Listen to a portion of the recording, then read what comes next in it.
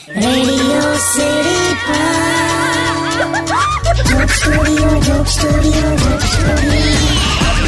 નમસ્કાર, welcome back. Radio city joke સ્ટુડિયોમાં આપનું સ્વાગત છે.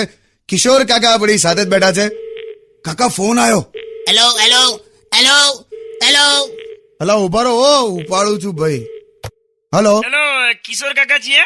આ પિંકેશ નો છે. પિંકેશ નહીં, આ પિનાકીન બોલું છે. આ પિંકેશ તો યાર કેવું લાગે. હું છે?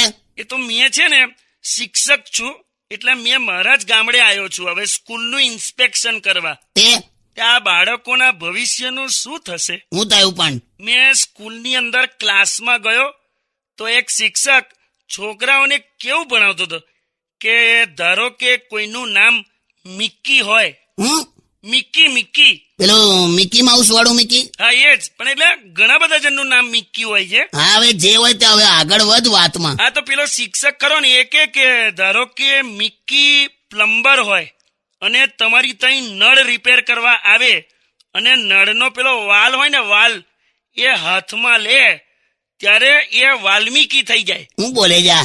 એટલે હું શીખવાડે છે આ લોકો. હવે આ વાલ્મીકી એ રામાયણ લખેલી અને આ પ્લમ્બિંગ ના દાખલા આલે છે. કાઢ પેલાને બહાર કાઢ.